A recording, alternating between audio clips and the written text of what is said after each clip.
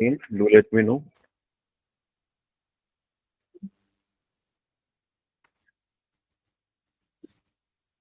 Okay, so let's begin with the today's class.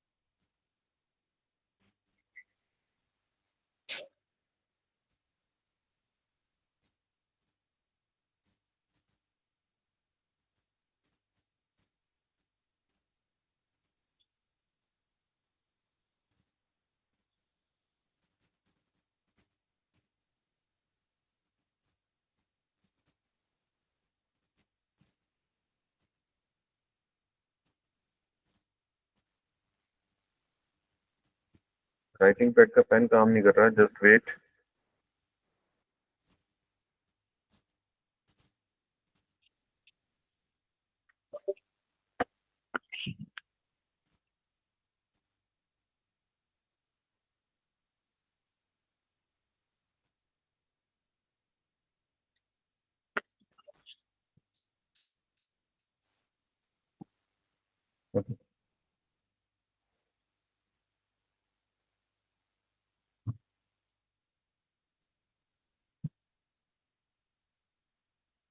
Okay, in the yesterday's class,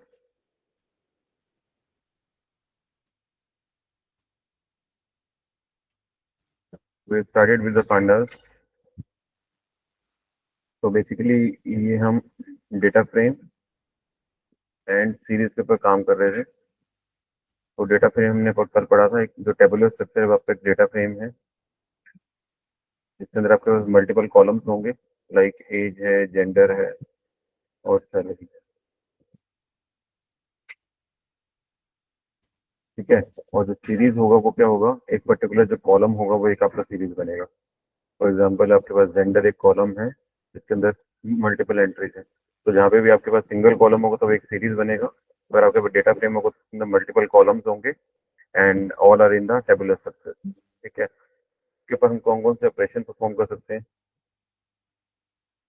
कि basically जो pandas library है आपकी वो. अरे यार एक साथ ज्वाइन किया करो.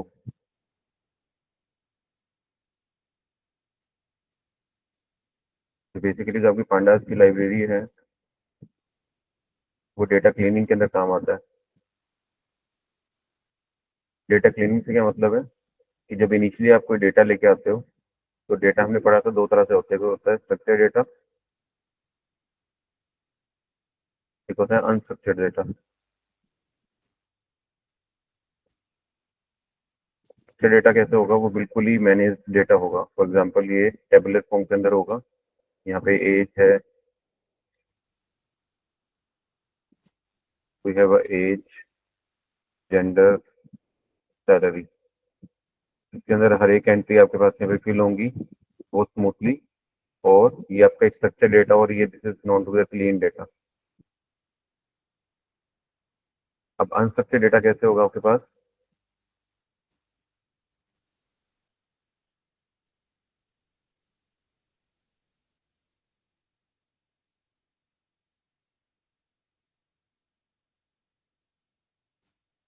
अनस्ट्रक्चर्ड डेटा एक तो मेसी डेटा होगा काफी, ठीक है, नॉट इन टेबुलर फॉर्म। और अगर टेबुलर फॉर्म में होगा डेटा तो वो अनक्लीन डेटा होगा।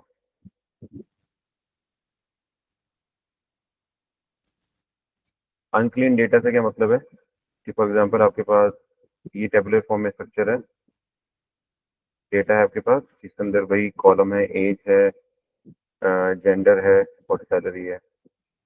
तो हो सकता है कि इसके अंदर आपको कुछ ना कुछ कॉलम ब्लैंक दिखे यहाँ पे, जहाँ पे मैं टिक कर रहा हूँ, जहाँ पे क्रॉस कर रहा हूँ वहाँ पे वो एंट्री मिसिंग है, ठीक है। या हो सकता है कि आपके पास दो जो रो होंगी वो डुप्लीकेट होंगी, ये दोनों एंट्री सिमिलर होंगी, तो या तो आपके पास डेटा मिसिंग होगा, तो मिसिंग वैल्यू बोलते हैं, या डेटा के अंदर डुप्लीकेसी होगी, या आपके पास जो कॉलम्स होंगे वो इरेलीवेंट होंगे, जिसका आपका मशीन लर्निंग मॉडल में डेटा ट्रेनिंग के अंदर कोई यूज नहीं है, ठीक है। या आपके पास जो डेटा होगा वो अनस्केल्ड डेटा होगा, अनस्केल्ड डेटा होगा। अनस्केल्ड से मतलब है, अनस्केल्ड डेटा कौन सा होता है कि आपके पास दो कॉलम है, एक तो एज है और एक आपके पास सैलरी है। अगर आपके पास बंदे की एज 20, 22, 16, 18 और जो सैलरी होती है वो 1000 लाख के अंदर भी होती है, इसकी 2-2 लाख होती है महीने की, ठीक है, 1 करोड़ का पैकेज भी होता है, ठीक है। तो अगर आप इन दोनों टर्म्स को देखोगे, 20 और 2 लाख, तो जब इसको कंपेयर करोगे आपस में, तो 20 term is very very very small as compare to 2 lakh, ठीक है।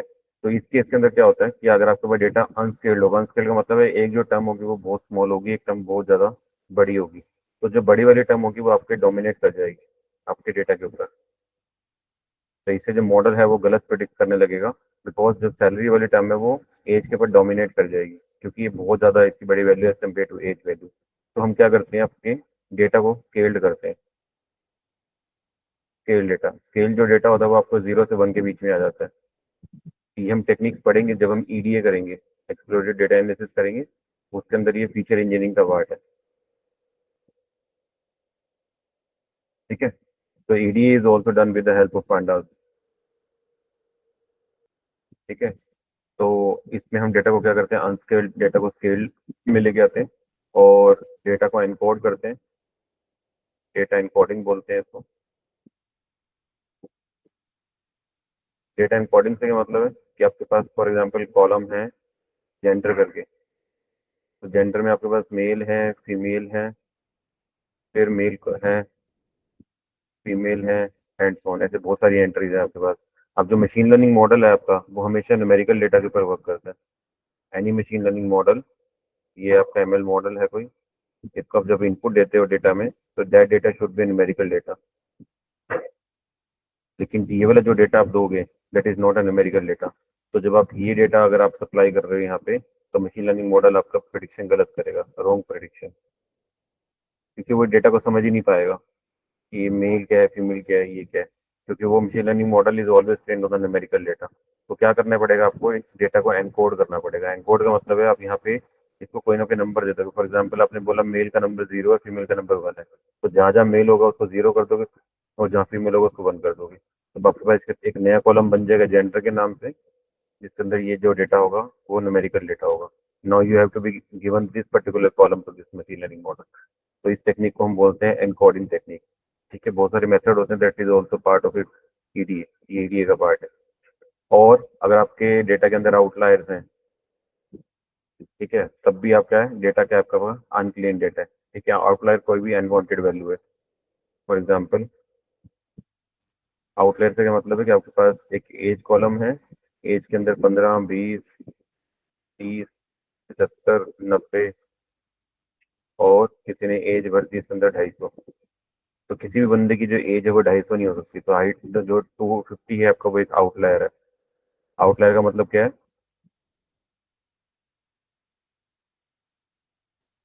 आउटलायर, आउटलायर का मतलब है एनी अनवांटेड वैल्यू,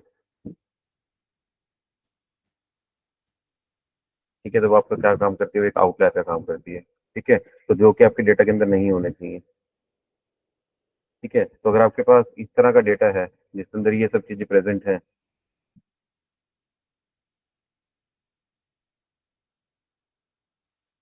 जिसके अंदर आपके पास ये सब चीजें प्रेजेंट है, तो उस तरह के डेटा को आप क्या बोलते हो? Unclean data. ठीक है, तो ये वाला डेटा हम सप्लाई नहीं करते, तो सबसे पहले हम अनक्लीन डेटा को क्लीन डेटा के अंदर कन्वर्ट करते हैं। ठीक है, तो the transformation from unclean data to clean data is done with the help of pandas library.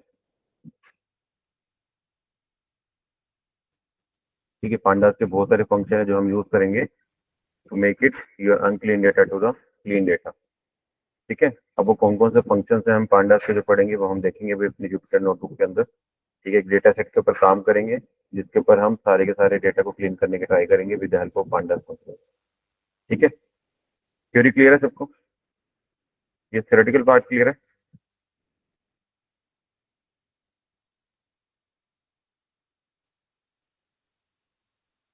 Okay, so let's move to the practical part. So I'll just open my Jupyter notebook.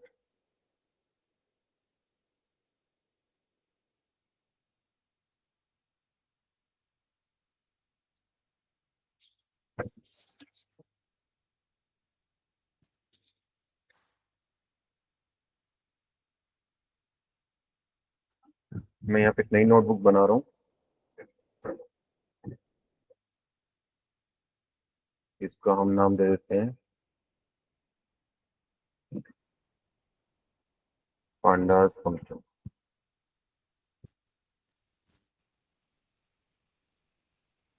ठीक है, इसके लिए हम एक dummy data set बनाया है मैंने, employ का, जहाँ पे रिकॉर्ड है। ठीक है, this is an employee record, जहाँ पे एम्प्लॉय की आईडी है, उसका नाम है, उसकी एज है, उसका डिपार्टमेंट है, सैलरी कितनी ले रहा है वो। यहाँ पे जो आप एन ए एन देख रहे हो, N A N is a NaN value, और जिसको हम नल वैल्यू बोलते हैं। नल का मतलब है यहाँ पे आपकी जो डेटा है वो सैलरी का मिसिंग है यहाँ पे। ठीक है, इसी को मिसिंग वैल्यू बोलते हैं। तो एन ए एन जहाँ पे भी आप देखोगे, इसका मतलब वहाँ पे वो आपकी जो डेटा है वो मिस है। ठीक है, वो फिल नहीं है।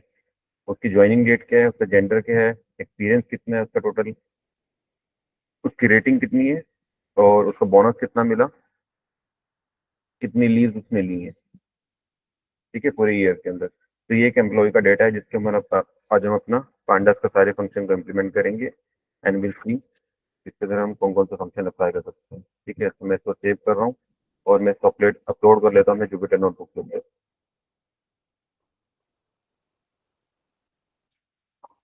जस्ट अपलोड इट, एम्प्लॉय, जब यहाँ पे आ गए, and data data format is excellent. ठीक है, तो मैं यहाँ पे जल्दी से क्या करता हूँ, लाइब्रेरीज इंपोर्ट कर लेते हैं। Import pandas as pd। Now we'll run this, we'll read this file using the pandas function pd dot read underscore excel file है तो we'll use extension as excel। अंदर हम क्या देंगे, फाइल का नेम देंगे, that is employee dot xlx। इसको हम एक डेटा फ्रेम में सेव करा लेते हैं on variable df। I'll run this code। हाँ हाँ हाँ, ओके, एम्प्लॉई फाइल का नाम सही नहीं है, emplo Y double E. Okay,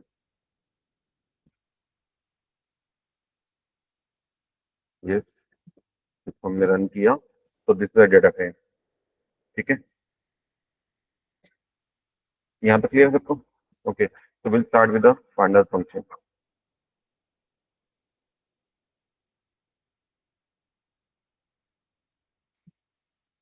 इसके अंदर सबसे पहले हम अपने डेटा सेट की बेसिक इन्फॉर्मेशन देखते हैं कि बेसिक इन्फॉर्मेशन हमारा डेटा सेट है किस तरह का। ठीक है, तो उसके लिए हम बेसिक इन्फॉर्मेशन के लिए कुछ फंक्शंस यूज करेंगे।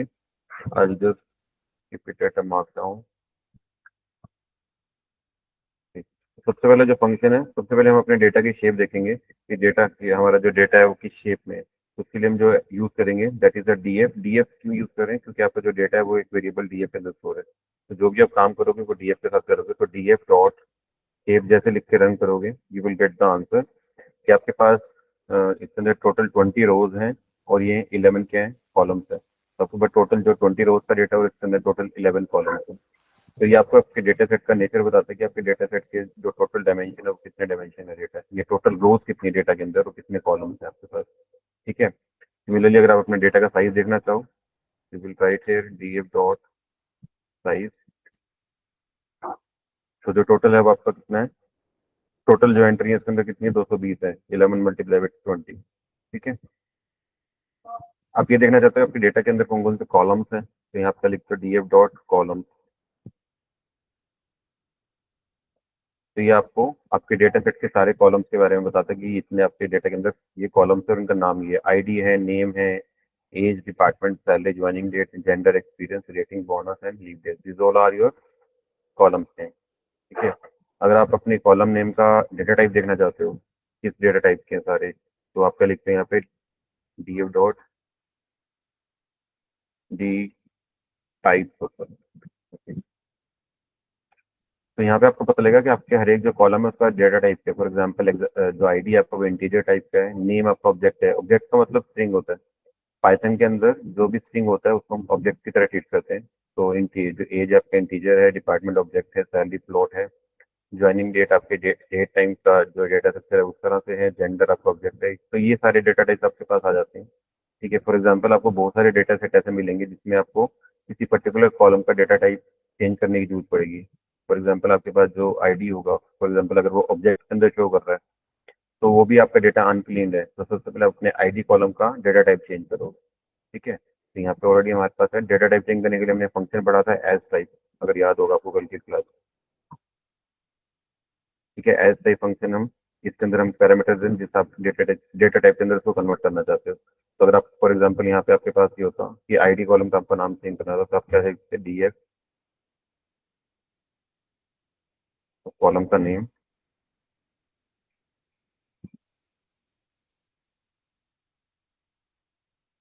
Dot as type. ठीक है। जिसके अंदर आप कन्वर्ट करना चाहते हैं, फॉर एग्जाम्पल इसको आप प्लॉट में कन्वर्ट करना चाहते हैं,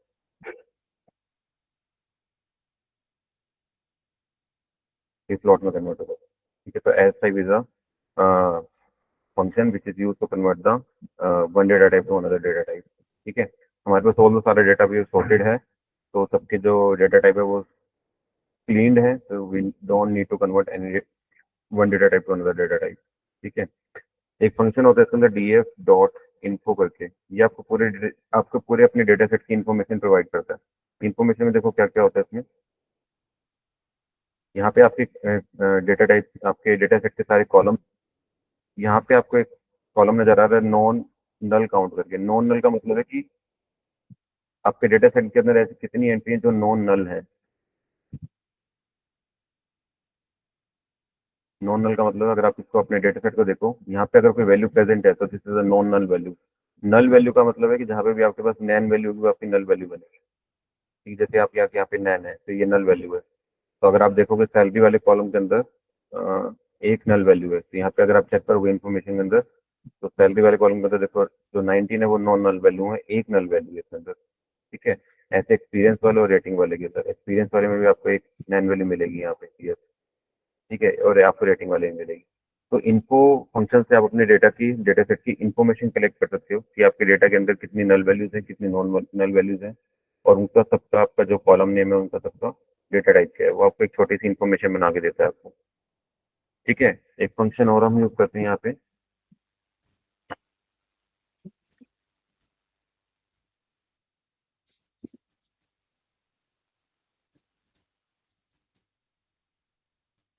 ये use another function df dot describe function.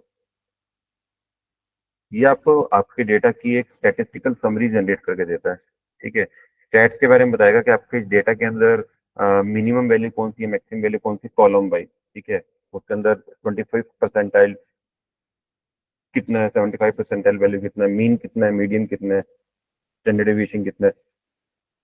तो ये सारे स्टैटिस्टिक्स के पैरामीटर आपको डिस्क्राइब फंक्शन करके देता है। जैसे इसको एग्जीक्यूट करूंगा you will get here all the answer. ठीक है।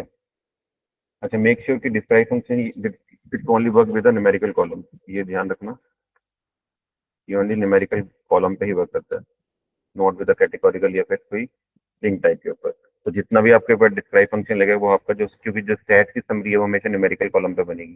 ठीक है। तो देखो आपके इसके अंदर क्या क्या रिटर्न कर रहा है, वो काउंट रिटर्न कर रहा है, mean, median, 25 percentile, 50 percentile, 75 percentile.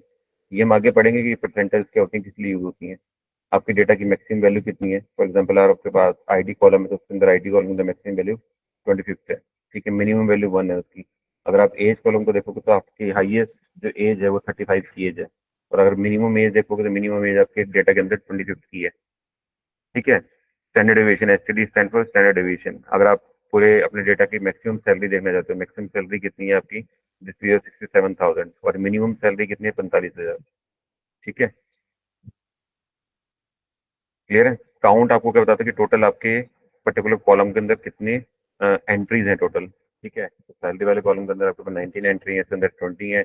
यहाँ पे 19 इसलिए क्योंकि यहाँ पे इसके अंदर है आपकी नल, एक नल वैल्यू प्रेजेंट है। ठीक है। तो ये एक स्टैटिस्टिकल समरी आपके डेटा की बना के देता है, जिससे आप डेटा का नेचर समझ सकते हो कि डेटा आपका किस नेचर का है। ठीक है, इसको समझने के लिए आपको स्टैट्स आना चाहिए। ठीक है, तो जब आप सेकेंड ईयर में आओगे तो आपके पास सब्जेक्ट आएगा स्टैटिस्टिक्स करके, वहाँ पे आप इस तरह के डेटा को समझोगे कि डेटा का नेचर किस तरह का है। ठीक है, तो डेटा के नेचर के बेस पर आप अपने डिसीजन लेते हो कि डेटा को एनालाइज करते हो। ठीक है, तो ये एक आपको समरी बना के देता है, फिर स्टैटिस्टिकल समरी बोलते हैं इसको। तो ये कुछ बेसिक इन्फॉर्मेशन जो आपकी डेटा सेट की आप इनिशियली निकालते हो, जब भी आप डेटा सेट को एनालाइज करने निकलोगे तो ये सब बेसिक इन्फॉर्मेशन आप देखते हो अपनी डेटा के ऊपर। Now, how to view your data, view function.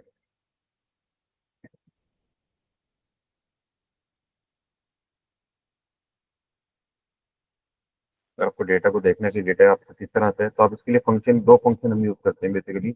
एक होता है हेड फंक्शन, एक होता है टेल फंक्शन। अगर मैं डीएफ के ऊपर हेड हेड लगाऊंगा,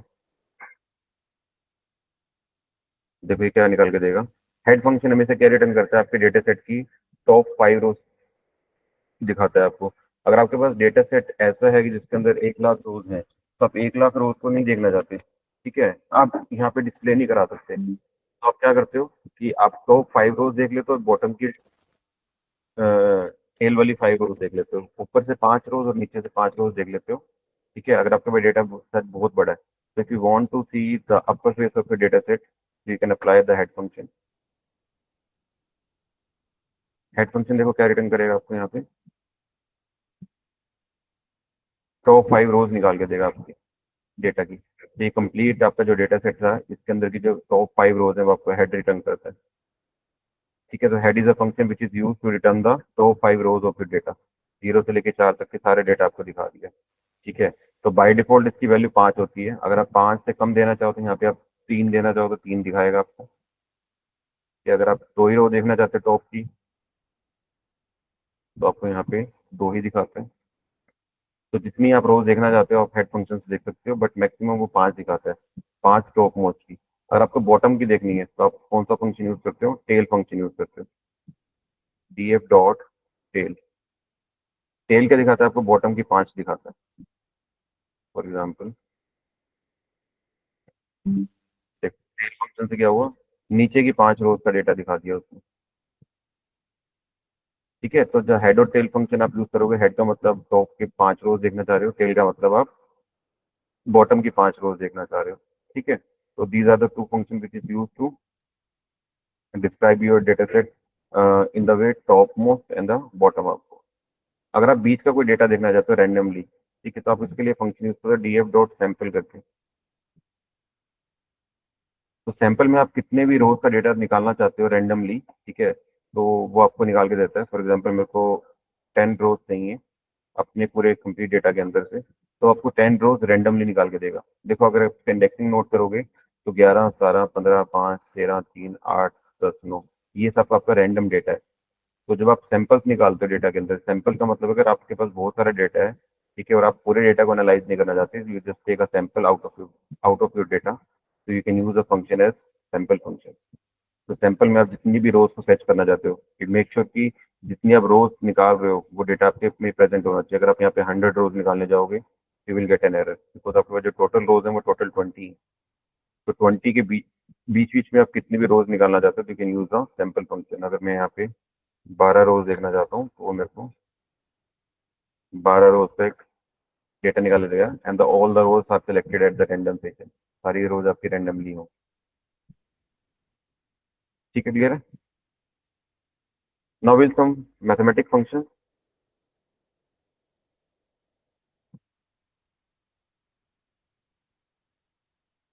मैथ फंक्शन के अंदर आप वही मीन मैक्स फंक्शन यूज करते हो।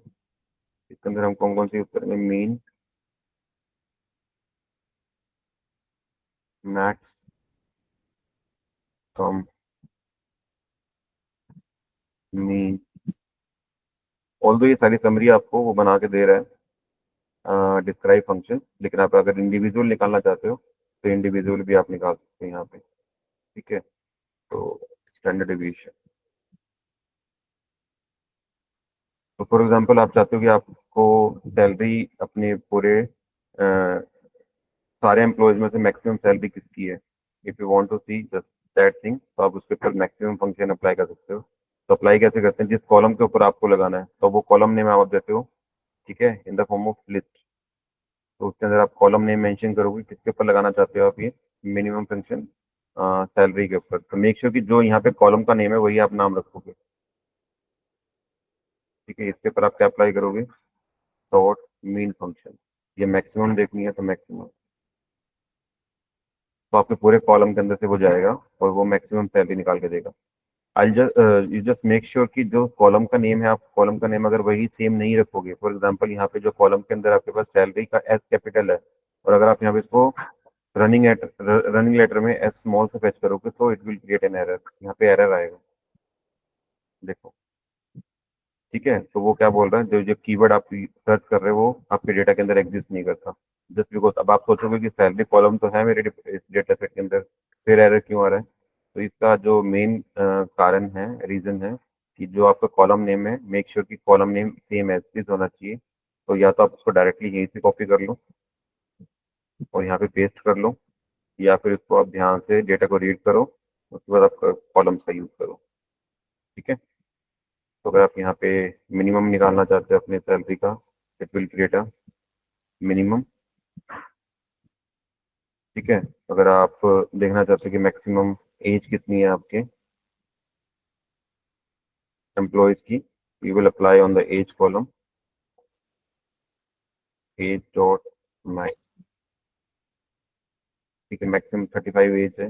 अगर आप सबकी सैलरी टोटल करना चाहते हो, ठीक, कि टोटल सारे एम्प्लॉय मिलके कितनी सैलरी ले रहे हैं, तो आप सैलरी वाले कॉलम पे क्या लगा देते हो? सम फंक्शन लगा देते हो, dot sum. You will get the total salary taken by all the employees. ठीक है, ऑल्दो ये सारे फंक्शन आपको डिस्क्राइब में मिल जाते हैं। अगर आपने यहाँ देखा होगा, डिस्क्राइब फंक्शन आपको ये रिटर्न करा था कि काउंट कितना, मिनिमम, मैक्सिमम, परसेंटाइल, मैक्सिमम और स्टैंडर्ड डेविएशन। ठीक है, तो ये आप यहाँ से निकाल लेते हो, बट अगर आप अलग से हर एक कॉलम पे लगाना चाहो तो you can apply the any mathematical function. ठीक है, क्लियर है। Now missing values.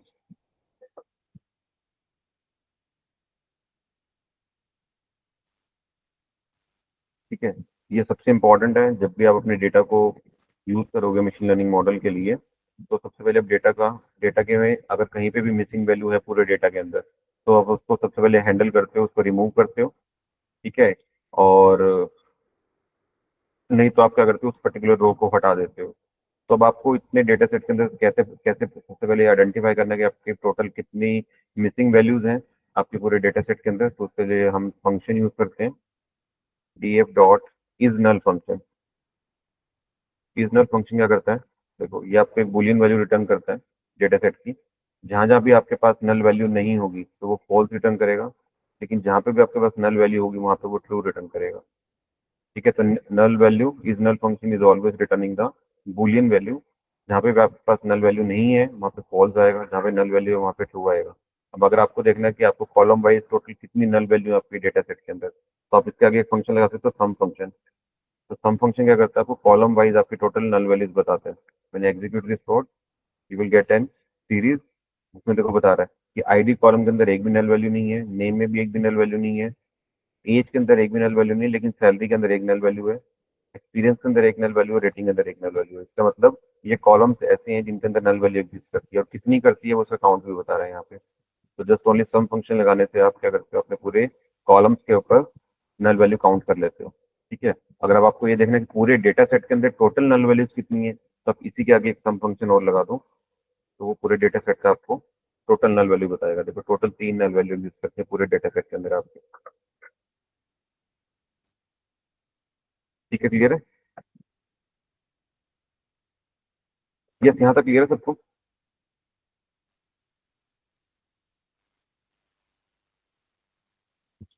This is very helping as far as your data cleaning is concern. जब आप डेटा को क्लीन करोगे तो ये सारे फंक्शन आपको यूज करने पड़ेंगे, बिकॉज आप अनक्लीन डेटा अपने मॉडल को नहीं देते हो। ओके, तो अब आपको ये तो पता लगे कि आपके डेटा के अंदर नल वैल्यूज हैं, कितनी हैं वो आपको पता लग गया। अब हाउ टू रिमूव, इसको हैंडल कैसे करोगे?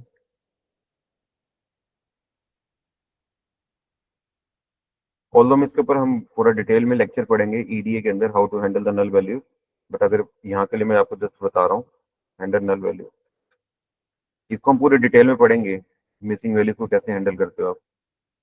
ठीक है, तो आप क्या करते हो बेसिकली, अगर आपके डेटा सेट के अंदर कोई नल वैल्यू एग्जिस्ट करती है, फॉर एग्जांपल ये हम डेटा सेट हमारे पास ये था, तो आपके पास यहाँ पे नल वैल्यू एग्जिस्ट कर रही है, 3 नल वैल्यू है। तो यू जस्ट मेक श्योर कि अगर आपके पास डेटा कम है, if you have a less number of data और नल वैल्यूज ज्यादा है या मिसिंग डेटा काफी है, फॉर एग्जांपल आपके पास यहाँ पे भी डेटा मिसिंग होता, ठीक है, यहाँ पे भी मिसिंग होता, काफी सारी रोज के अंदर आपके पास डेटा मिस होता।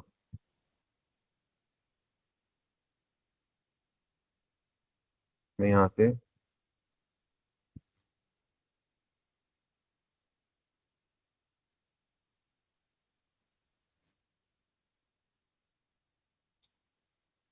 ठीक है, फॉर एग्जांपल आपके पास ये कंडीशन है,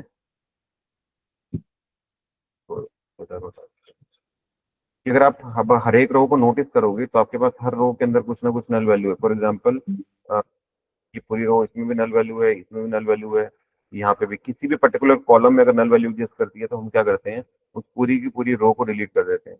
ठीक है, तो ये वाला सिनारियो हम कब परफॉर्म करते हैं, जब आपके पास डेटा सेट बहुत बड़ा हो। फॉर एग्जाम्पल आपके पास 1 लाख रोज का डेटा है, और उसमें से आपके पास मिसिंग वैल्यू जो आपने काउंट करी टोटल वो कितनी आई, वो 100 आई। ठीक है, तो आप क्या करते हो उस केस के अंदर, अगर if you have a data set of 1 lakh, तो इसमें से अगर आप 100 माइनस कर देते हो, रोज को माइनस करने का मतलब है कि उसको वहां से हटा देते हो, डिलीट कर देते हो उन रोज को, तब भी स्टिल आपके पास बहुत सारा डेटा बच जाता है। ठीक है, आपके पास डेटा लॉस ज्यादा नहीं होता, क्योंकि मशीन लर्निंग में जितना डेटा हम लॉस करते जाएंगे उतनी हमारी एक्यूरेसी डाउन जाएगी। तो आपको ड्रॉप रोज कैसे, कौन सी कंडीशन में करनी चाहिए कि जब आपके पास डेटा सेट बहुत बड़ा हो, तब आप यहाँ पे रोज को डिलीट कर सकते हो। ठीक है, ये रो वाइड डिलीशन भी होती है, कॉलम वाइड डिलीशन भी होती है। ठीक है, तो अगर आपके पास डेटा के अंदर बहुत बड़ा डेटा, तो आप उसमें से रोज को डिलीट कर दो, कोई दिक्कत नहीं है। बट अगर आपके पास डेटा सेट बहुत स्मॉल है, जैसे आपके पास ये वाला डेटा सेट है, इसके अंदर ओनली 20 रोज का डेटा है, तो अगर आप यहाँ पे नोटिस करो कि आपकी कौन कौन सी रोज ऐसी हैं जहाँ पे आपके पास मिसिंग वैल्यू है, यहाँ पे देखो ये भी है, इस पर्टिकुलर कॉलम में कोई नहीं है, इसमें एग्जिस्ट करता है आपके पास, और इन दोनों में कोई मिसिंग वैल्यू नहीं है, यहाँ पे एक मिसिंग वैल्यू है, इसके अंदर नहीं है, इसके अंदर है, इसके अंदर भी है, इसके अंदर भी है। ठीक है, और नैन वैल्यू यहाँ पे भी है, this is also missing value, ये भी मिसिंग वैल्यू है, ये ऊपर भी सारी मिसिंग वैल्यूज है यहाँ से यहाँ तक। ठीक है, आप ये देख रहे हो कि इतनी रोज के अंदर आपके पास मिसिंग वैल्यू एग्जिस्ट करती हैं। तो अगर आप ड्रॉप रो वाला फॉर्मूला लगाते हैं छोटे से स्मॉल डेटा सेट के ऊपर, तो देखो कितनी रोज बच जाएंगी, ओनली 1, 2, 3, 4, 5 और 6, 7, ओनली 7 रोज ऐसी बच जाएंगी जिसके अंदर नल वैल्यू नहीं है। इसका मतलब है कि 50% से भी डाटा आपके पास कम बच जाएगा। बात समझ रहे हो? तो अगर आपके पास 50% से भी डाटा कम बच गया और आपने उस डेटा को मशीन लर्निंग मॉडल को दिया ट्रेन करने के लिए, तो मॉडल तो कुछ भी लर्न नहीं कर पाएगा। जहाँ पे आपके पास डेटा 20 रोज का था, लेकिन आपने मिसिंग वैल्यू को हटाने के चक्कर में वो सारी रोज डिलीट कर दी, तो आपके पास डेटा डेफिशिएंसी हो जाएगी। तो इस वाले सिनारियो के अंदर आप क्या करते हो, अपनी रोज को डिलीट नहीं करते हो। तो उसके इसके अंदर आप क्या करते हो, जुगाड़ क्या करते हो, तो आपके पास एक फिल एन करके फंक्शन होता है पांडास के अंदर। तो आप क्या करते हो, फिल एन फंक्शन में जो भी वैल्यू आप यहाँ पे देते हो, फॉर एग्जाम्पल आपने 6 दी, तो वो क्या करेगा, जहां जहां भी आपके नल वैल्यूज है उसमें 6 प्लेस कर देगा। ठीक है, क्लियर है? क्लियर। तो उस कंडीशन में आप क्या करते हो, या तो आप फिल एन से आप क्या करते हो, 6 में उस पर्टिकुलर कॉलम के अंदर आप वो वैल्यू वैल्यू फिक्स कर देते हो जहां आपने यहाँ पे दी है। ठीक है। या फिर आप क्या करते हो, आप पर्टिकुलर पूरी रो का क्या निकालते हो, अगर मेरे को इसको फिल करना है, इसकी नल वैल्यू को फिल करना है, तो मैं क्या करूंगा, इस पर्टिकुलर पूरे कॉलम का निकाल लूंगा, मीन निकाल लूंगा। I calculate the mean of this particular column, और जो भी मीन की वैल्यू आएगी, फॉर एग्जाम्पल वो आई 8.2, तो मैं इस 8.2 को हर जगह फिल कर दूँ। तो दैट इज 8.2, 8.2, 8.2, 8.2। तो या तो आप उसकी पूरी मीन वैल्यू से उसको रिप्लेस कर दो, या आप एक पर्टिकुलर वैल्यू दे दो, उससे रिप्लेस कर दो, या फिर आप क्या कर दो, उस पर्टिकुलर रो को डिलीट कर दो। तो रो डिलीशन वाला फॉर्मूला तब एप्लीकेबल नहीं जब डेटा सेट आपके पास छोटा है। डेटा सेट छोटा है तो आप फिल एन फंक्शन यूज करते हो। ठीक है। अगर डेटा सेट बहुत बड़ा है तब आप रो को डिलीट कर सकते हो, उसके लिए हम जो फंक्शन यूज करते हैं वो ड्रॉ करने करते हैं। ये भी हम देखेंगे। ठीक है। कंडीशन समझ में आ गई, किस कंडीशन में आपको मिसिंग वैल्यू को कैसे हैंडल करना है? आई होप सबको क्लियर है ये, how to handle the missing value.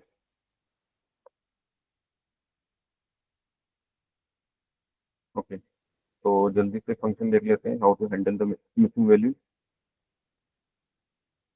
तो आपके पास फंक्शन होता है यहाँ पे df डॉट ड्रॉप एन।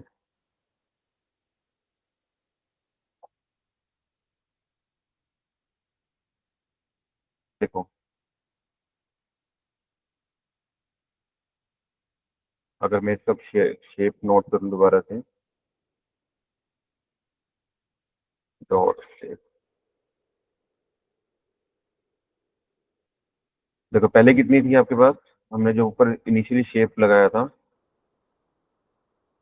आपके पास 20 रोज थी और आपके पास टोटल 11 कॉलम्स थे। लेकिन जैसे हमने ड्रॉ पैने लगाया, ड्रॉ पैने ने क्या कर दिया, आपकी सारी वो उन रोज को डिलीट कर दिया जहाँ पे आपके पास नल वैल्यू एग्जिस्ट करती थी। ठीक है। इसका मतलब वहां से अब आपके पास जो डेटा रहेगा उसके अंदर टोटल 18 रोज बची हैं, लेकिन कॉलम अभी भी कितने हैं, 11 ही। इसका मतलब आपके पास इंफॉर्मेशन ज्यादा लॉस नहीं हुई है। ठीक है, क्लियर है? तो ड्रॉ करने फंक्शन क्या करता है, वो रो वाइज चलता है। इसके अंदर ड्रॉ करने के अंदर एक पैरामीटर होता है, there is one parameter in draw करने कॉलम, हाउ करके। ठीक है। हाउ की वैल्यू, इसके अंदर दो ऑप्शन होते हैं, एक होता है ऑप्शन एनी, ठीक है, एक ऑप्शन होता है आपके पास ऑल। दोनों में डिफरेंस देखो क्या होता है। I get back to the data set. जो आपके पास हाउ की जो वैल्यू है, अगर वो ऑल है तो कैसे वर्क करेगा। ऑल का मतलब क्या है, कि ड्रॉप एन हमेशा रो वाइज डेटा को डिलीट करता है। ये ध्यान रखना कि ड्रॉप एन हमेशा रो वाइज डेटा डिलीट करता है बाय डिफॉल्ट। अगर आप कॉलम वाइज करना चाहो तो वो भी कर सकते हो, अभी हम करके देखेंगे। उसके लिए हम एक पैरामीटर यूज करते हैं यहाँ पे, axis parameter. Axis equal to 1 कर देंगे तो वो क्या करेगा, कॉलम वाइज रिलेशन करने लगेगा। अगर एक्सिस इक्वल टू 0 कर देंगे तो वो रो वाइज रिलेशन करता है। तो अगर हम यहाँ पे कुछ नहीं लिख रहे हैं तो बाय डिफॉल्ट वो क्या लेता है, रो वाइज। इसका मतलब एक्सिस इक्वल टू 0 है। लेकिन अगर आप कॉलम वाइज करना चाहते हो तो यहाँ पे एक्सिस की वैल्यू 1 देते हो। ठीक है। पहले इसका मतलब देखो, यहाँ पे हाउ ऑल का मतलब क्या है। ये हाउ ऑल वर्क कब करेगा, जब आपके पास वो ऐसी रो को सर्च करेगा जिसके अंदर सारी की सारी नल वैल्यू है। फॉर एग्जाम्पल, ये आपके पास यहाँ पे भी एंट्री नहीं है, ये भी नल वैल्यू है, ये पूरी रो का मैं यहाँ से क्या कर रहा हूँ, ब्लैंक कर रहा हूँ। पूरी रो का ब्लैंक होने का मतलब है कि सारे के सारे सबके सब में क्या है, नैन वैल्यू एग्जिस्ट करती है। Control C, control. तो ऑल क्या करेगा पैरामीटर, वो सिर्फ ऐसी रोज को डिलीट करेगा जिसके हर एक कॉलम की जो वैल्यू है वो नैन वैल्यू है। दोबारा बोल रहा हूँ मैं, कि drop N A function how के साथ कैसे वर्क करेगा। अगर मैं इसको यहाँ पे ड्रॉ करने के अंदर ये पैरामीटर दे दूं,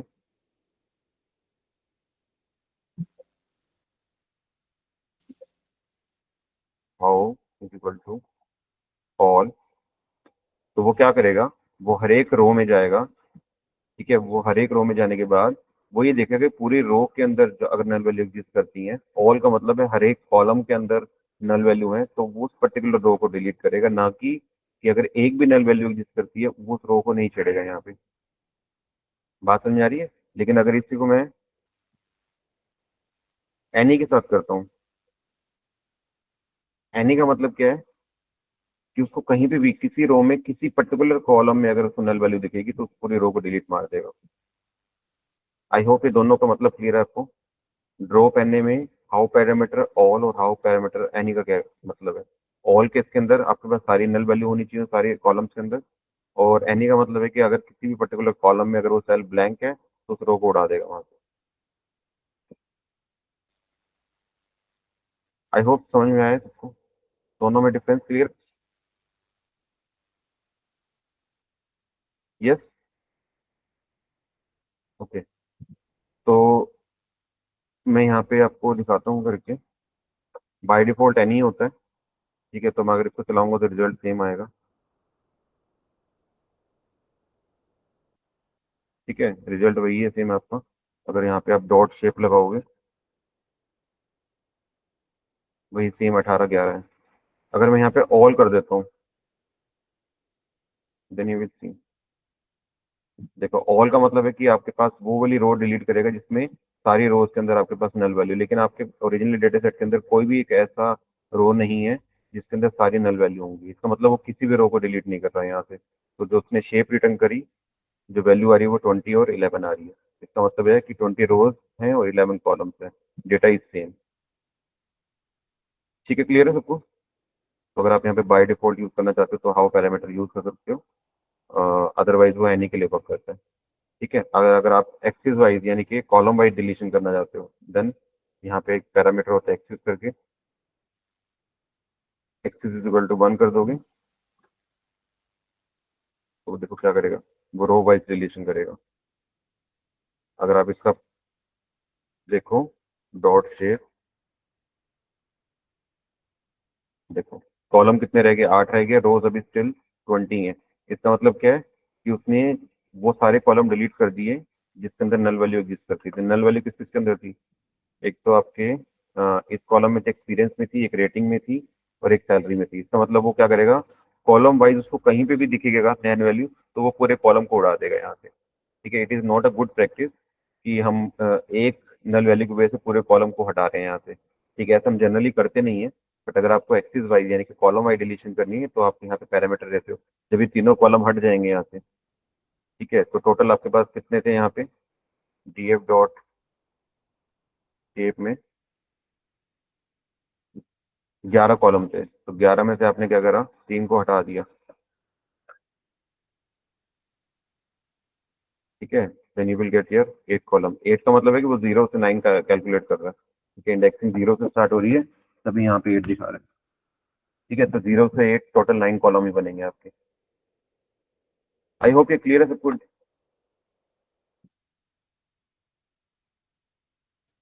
यस, क्लियर है। Okay. अगर आप ड्रॉप नहीं करना चाहते, आप चाहते हैं कि अपने रोज को ड्रॉप नहीं करना, तो हम क्या करते हैं, fill N A function use करते हैं। तो D F dot fill N A, fill N A में हम जो वैल्यू देते हो वहाँ पे फिल कर देते हैं। फॉर एग्जाम्पल मैंने 5 दी यहाँ पे, तो देखो जहाँ जहाँ पे भी आपके पास नल वैल्यू होगी वहाँ पे 5 आ गया होगा। नल वैल्यू कहाँ थी, एक तो आपके सैलरी वाले कॉलम में थी, यहाँ 5 आ गया।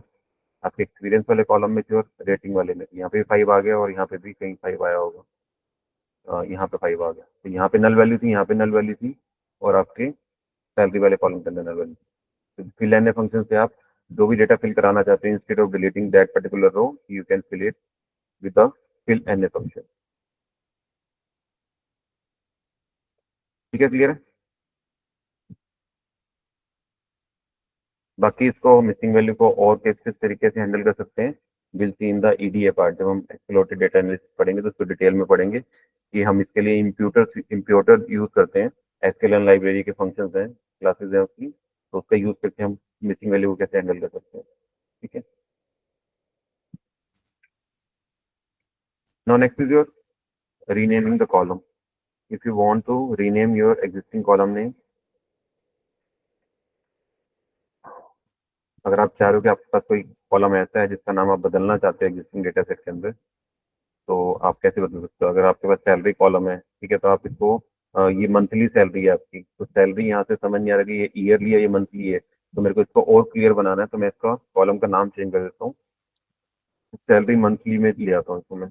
ठीक है, तो इसके लिए आप फंक्शन यूज करते हो D F dot rename function, जिसके अंदर आप बताते हो कि कौन कौन से कॉलम को आप रीनेम करना चाहते हो। ठीक है, तो there is attribute column, U M N S T, column is equal to,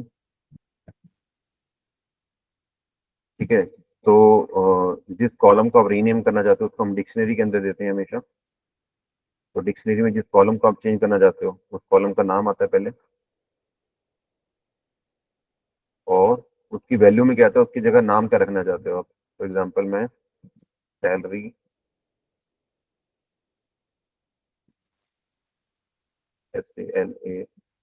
SALARY in month, ये कॉलम का नाम रखना चाहता हूँ।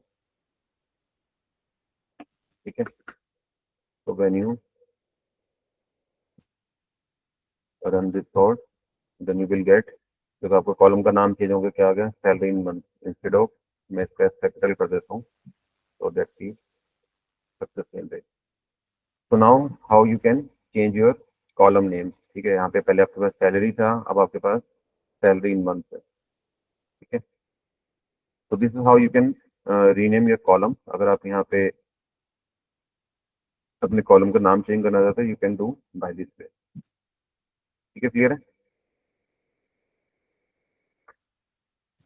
Now how two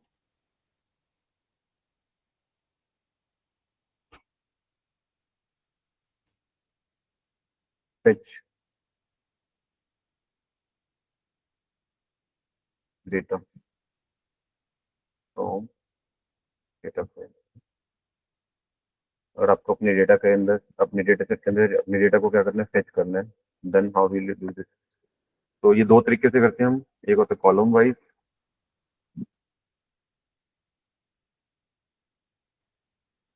column wise fetching होती है, सेकंड होता है आपके पास रो वाइज। रो वाइज के अंदर हम दो पैरामीटर यूज करते हैं, दो फंक्शन यूज करते हैं इनफैक्ट। एक करते हैं हम लॉग फंक्शन, LOC। जो लॉग फंक्शन है बेसिकली आपका वर्क करता है लेबल्स के साथ, वर्क विद लेबल।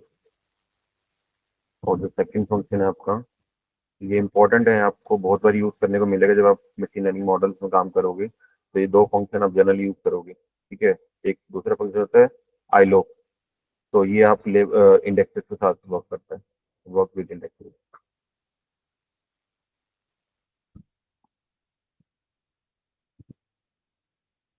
ठीक है, तो पहले हम देख रहे हैं, मैं इसको मार्क डाउन कर देता हूँ।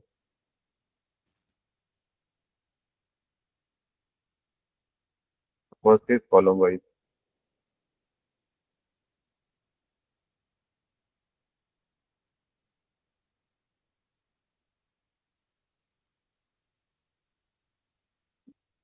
तो अगर आपको कॉलम वाइज फेच करना है, तो आप जस्ट ओनली क्या देते हैं यहाँ पे, जिस कॉलम को आप फेच करना चाहते हो, DF और उस कॉलम का नेम। फॉर एग्जाम्पल मुझे यहाँ से एज कॉलम निकालना है, तो मैं क्या करूँगा, यहाँ पे एज कॉलम दे दूंगा, as this is a string, तो इन्वर्टेड कॉमा में आएगा, तो आपका एक पर्टिकुलर पूरा पूरा कॉलम फेच हो गया। ठीक है, अगर आप more than one column fetch करना चाहते हो, तो आप मोर देन वन जब भी कॉलम फेच करते हो, तो यहाँ पे लिस्ट के फॉर्म में देते हो उसको, तो आप एक लिस्ट अप्लाई करोगे, इसके अंदर आप कौन कौन से कॉलम देना चाहते हो। फॉर एग्जाम्पल एज के साथ आपको डिपार्टमेंट और सैलरी इन मंथ भी चाहिए।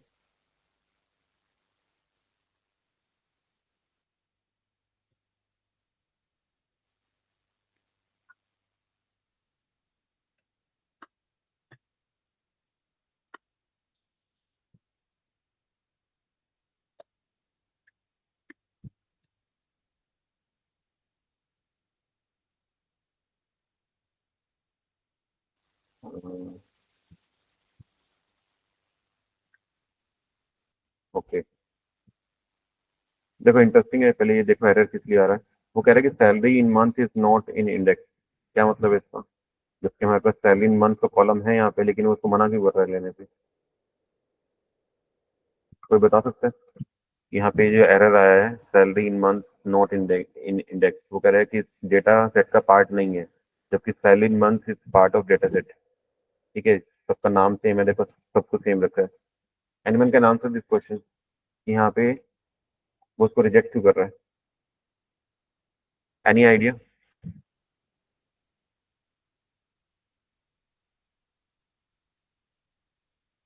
ओके, चलो देखो, जो हमने यहाँ पे चेंज किया था अपना कॉलम का नेम, हमने क्या रखा था? सैलरी इज इक्वल, सैलरी को हमने सैलरी इन मंथ रखा था, है ना? अगर मैं यहाँ पे तुम्हें डीएफ को दोबारा से रन करके दिखाऊं, देखो हमने इस डेटा सेट के अंदर चेंज किया, और ये डेटा सेट हम किससे फेच कर रहे हैं? डीएफ से, है ना? तो अगर मैं यहाँ पे तुम्हें डीएफ दोबारा दिखाऊं, और हमने यहाँ पे नाम चेंज कर दिया, तो जब मैं डेटा सेट को दोबारा से प्रिंट कराऊंगा, देन यू विल सी कि देखो जब मैंने इसको प्रिंट कराया था, दोबारा से सैलरी आ गए यहाँ पे, जबकि हमने ऊपर यहाँ पे चेंज किया था, सैलरी इन मंथ कर दिया था। तो कहने का मतलब ये है कि जो भी हम अपडेशन करते हैं अपने डेटा सेट के ऊपर, वो परमानेंट नहीं होते, वो टेम्परेरी होते हैं। ठीक है, तो अगर आप उसको परमानेंट बनाना चाहते हो, तो उसके लिए एक पैरामीटर होता है यहाँ पे, इन प्लेस करके। ठीक है, इन प्लेस पैरामीटर को जब आप ट्रू कर दोगे यहाँ पे, तो वो आपके जो चेंजेस होंगे वो परमानेंट हो जाएंगे। तो ये बहुत इंपॉर्टेंट बात है कि जब भी आप कोई अपने डेटा सेट के अंदर चेंजेस करते हो, ठीक है, किसी कॉलम को हटा रहे हो या नया कॉलम ऐड कर रहे हो या कुछ भी कर रहे हो, तो उसमें जो चेंजेस कर रहे हो वो आपके परमानेंट नहीं है। अगर आपको परमानेंट बनाने हैं चेंजेस, तो आपको एक पैरामीटर यूज करना पड़ेगा, इन प्लेस, जिसकी वैल्यू को आपको ट्रू करना पड़ेगा। देखो हम यहाँ से ट्रू कर रहा हूँ यहाँ से, तभी चेंजेस परमानेंट हो गए। अब मैं देखो जब यहाँ पे डीएफ को दोबारा से देखूंगा, तो वो चेंजेस वाला परमानेंट मिलेगा। अब देखो ये जो मैंने डीएफ को दोबारा कॉल किया, तो now the changes is permanent, that is salary. ठीक है, तो तब तभी यहाँ से जब हम यहाँ पे इसको फेच कर रहे थे कॉलम वाइज, तो उसने इसको लेने से मना कर दिया। क्यों? उसके लिए वो परमानेंट चेंज नहीं था, उसकी मेमोरी में वो परमानेंटली चेंज नहीं हुआ था डीएफ वाले डेटा सेट के अंदर। तो अब मैं इसको रन करूंगा तो चल जाएगा, देखो you will get your salary in month column. ये इस वजह से हुआ कि आपके पास जो चेंजेस थे वो परमानेंट नहीं थे ऊपर। तो परमानेंट बनाने के लिए आप ये पैरामीटर यूज करते हो, in place is equal to true. ठीक है, आई होप ये क्लियर है सबको? ये पॉइंट क्लियर है सबको?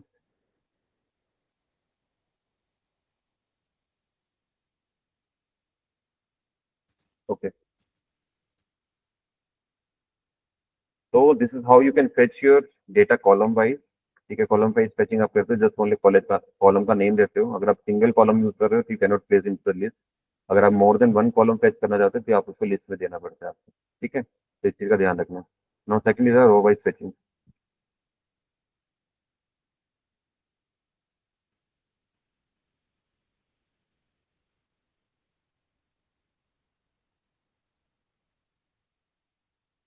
तो सबसे पहले हम देखते हैं कि आईलॉग पैरामीटर कैसे काम करता है।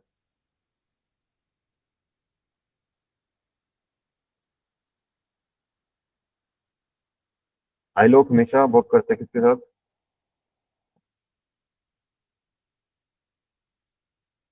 रोज के साथ। तो वो लेकिन वो आपको इंडेक्सेस की बेस पे निकाल के देता है, इंडेक्सेस पे।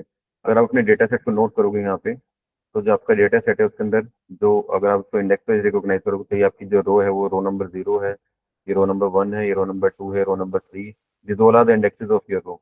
तो जो आई लो है वो आपका इंडेक्सेस के ऊपर वर्क करते हैं, यानी कि अगर आप किसी पर्टिकुलर रो को फेच करना चाहते हो, तो वो आपको इंडेक्स नंबर से आप फेच करोगे यहाँ से। तो अगर मैं यहाँ पे देता हूँ, अगर फॉर एग्जाम्पल मेरे को इस पर्टिकुलर बंदे का रिकॉर्ड चाहिए, ठीक है, ओनली सिर्फ इसका रिकॉर्ड चाहिए, तो मैं इसके इंडेक्स नंबर से फेच कर सकता हूँ।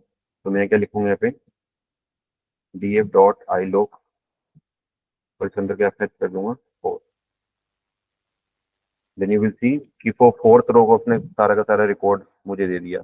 जिस फोर्थ बंदा, उसका आईडी नंबर क्या है, उसका है, उसकी एज कितनी है, डिपार्टमेंट क्या है, सैलरी कितनी है उसकी, ज्वाइनिंग डेट क्या थी, जेंडर क्या था, सारी इन्फॉर्मेशन आ गई मेरे पास। तो जो आपका iloc parameter, it is work with indexes. अगर आप चाहते हो कि 4 से लेके 10 तक के सारे एम्प्लॉयज का डेटा आ जाए आपके पास, तो आप कैसे लिखते हो इसको?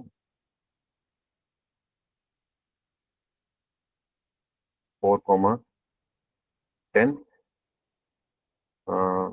ओके, ऐसे नहीं लिखते इसको।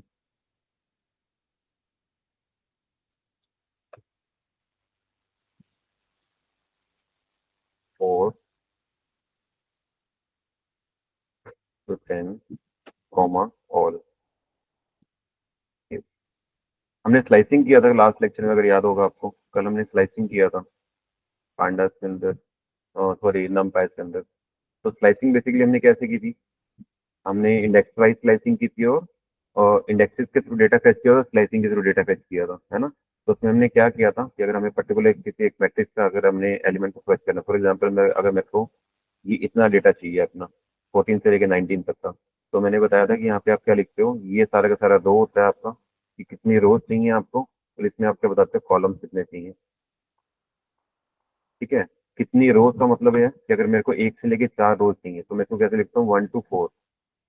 1 to 4, 1/4 का मतलब क्या है कि 1 से लेके 4 तक की रोज चाहिए, कितने कॉलम्स चाहिए आपको, तो वो आप यहाँ पे मेंशन करते हो। फॉर एग्जाम्पल मुझे 1 से लेके 3 कॉलम्स चाहिए। ठीक है? तो वो देखो आपको क्या निकाल के दिया उसने, 1 से लेके 4 तक के रोज, यानी कि 0, 1 to 3, और 1 से 3। इंडेक्सेस हमेशा वर्क करते हैं एक अपने प्रीवियस वाले तक, अगर ये 4 है तो इसका मतलब 3 रोज निकाल के देगा। अगर मैं कॉलम 1 से लेके 3 ले रहा हूँ तो इसका मतलब 1 और 2 कॉलम, यानी दोनों कॉलम फेच करके देगा मुझे। तो this is how you are fetching your data row wise. तो ये डेटा आपका रो वाइज निकल के आ रहा है। ठीक है? तो अभी हमने क्या किया था कि अगर मेरे को 4 से लेके 10 तक के सारे बंदों को रिकॉर्ड चाहिए, तो 4 से लेके 10 तक की रोज चाहिए, कोमा, उसमें सारा रिकॉर्ड चाहिए। सारा का मतलब है कि पूरे कॉलम की डिटेल चाहिए मुझे। ठीक है? 1 से लेके लास्ट तक।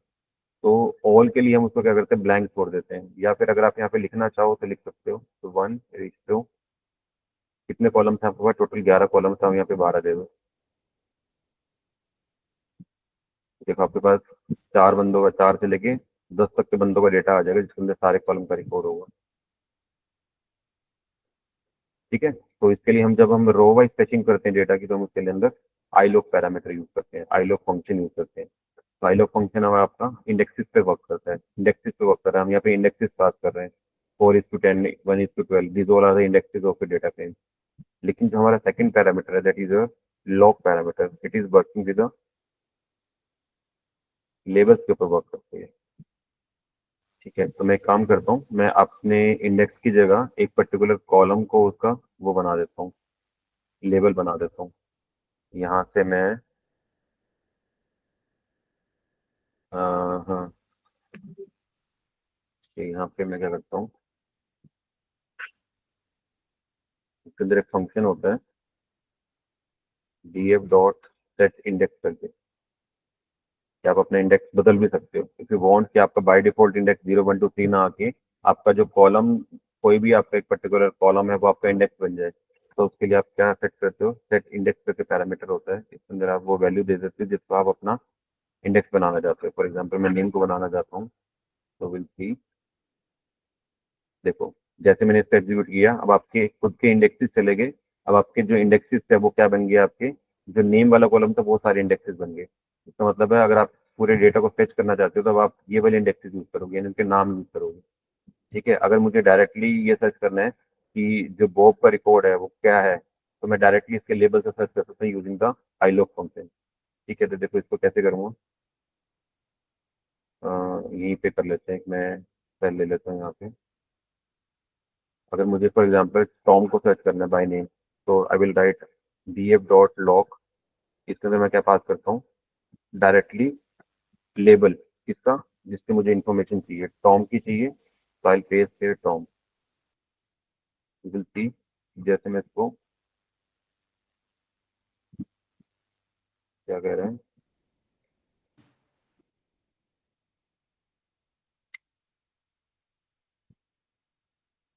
मना क्यों कर रहा है ये?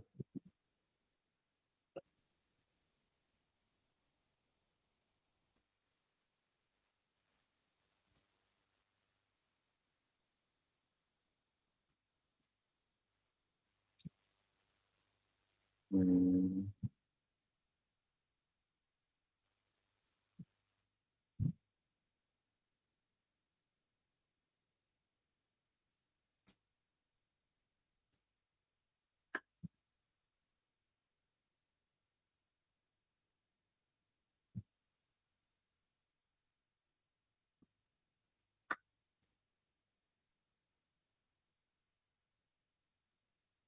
ऊपर डीएफ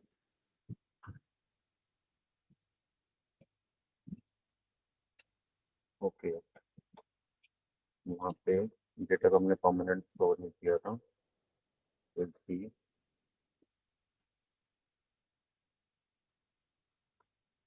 यस वायरस पे ऐसा है कि जो हमने ऊपर चेंजेस किए थे, हमने इंडेक्सेस को बाय डिफॉल्ट इंडेक्स से हमने उसको चेंज किया था अपने खुद के इंडेक्स के ऊपर, ठीक है। तो उसको हमें उसको परमानेंट चेक करने के लिए इन प्लेसेस को ट्रू करना पड़ा, ठीक है। और उसके बाद जब मैं इसको यहाँ पे देखते हैं डीएफ को,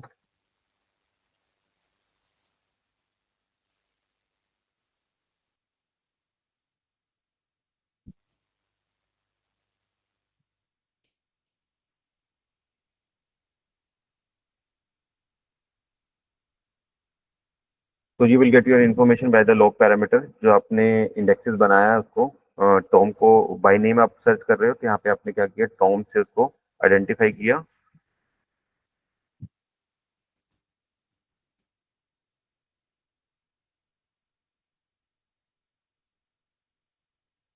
and you will get the information of this particular Tom, ठीक है।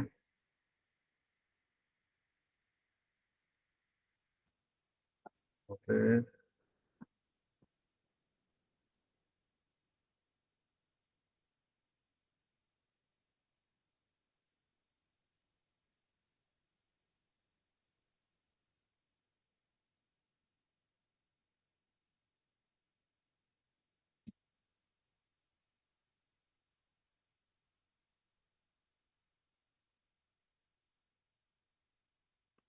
तो अगर आप चाहते हो कि मल्टीपल आपके जो एम्प्लॉयज हैं उसके नाम से आप सर्च करना चाहते हो, तो आप मल्टीपल उससे भी कर सकते हो। तो आप यहाँ पे क्या दोगे, टॉम से लेके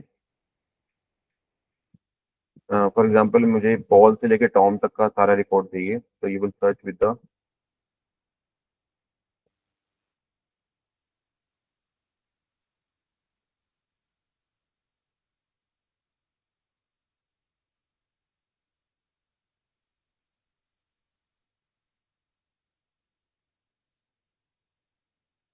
टॉम तक का सारा रिकॉर्ड चाहिए, जिसके अंदर सारे कॉलम्स चाहिए मुझे। I just share, you will सी कि पॉल से लेके टॉम तक के सारे एम्प्लॉय का रिकॉर्ड आ गया, उसके साथ सारे कॉलम्स आ गए, ठीक है। तो this is done with label fetching, जिसको आप लेबल के थ्रू डेटा को क्या कर रहे हो, फेच कर रहे हो, जिसके अंदर आप पैरामीटर यूज करते हो, क्या यूज करते हो, लॉग पैरामीटर, ठीक है। तो आई लॉग और लॉग के अंदर डिफरेंस क्लियर है सबको, इंपॉर्टेंट है, लाइक लॉग पैरामीटर और आई लॉग पैरामीटर कैसे वर्क करता है।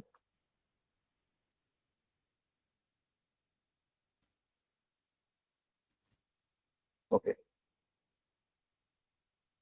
तो नेक्स्ट चीज अगर आपको देखना है कि आपके डेटा के अंदर डुप्लीकेट रोज तो नहीं है,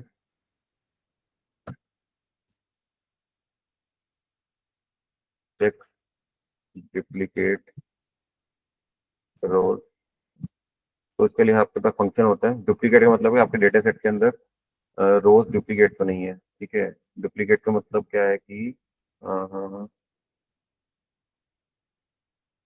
एक सा जो दोनों रो है वो सेम तो नहीं है, ठीक है। तो उसके लिए आप फंक्शन यूज करते हो, df डॉट डुप्लीकेट, डुप्लीकेटेड, इसका फंक्शन नेम, ठीक है। देन यू विल सी, ये आपको क्या रिटर्न करता है, आपको by default Boolean value return करता है। अगर आपके पास डुप्लीकेट रो कहीं पे भी नहीं होता, हर रो की कोरस्पॉन्डिंग आपको आंसर फॉल्स दिखाएगा। और आपको ये देखना है कितने डुप्लीकेट रो हैं, तो आप इसके अंदर सम लगा सकते हो, तो वो दिखा रहा है कि कोई भी डुप्लीकेट रो नहीं है आपके डेटा के अंदर, ठीक है। अगर आपके पास डुप्लीकेट रो मिलती है तो आप उसको क्या करते हो, डिलीट कर देते हैं वहां से, ठीक है।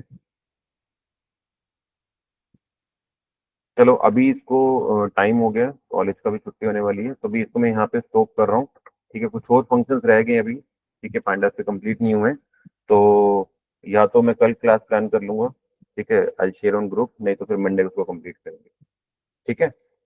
विल ट्राई की कल क्लास कर लें, 1 घंटे की, आधे घंटे की, जितनी की भी रह गई function, then will complete with this pandas, ठीक है, क्लियर है। तो that's it from today's class. I hope सबको फंक्शन समझ में आए होंगे।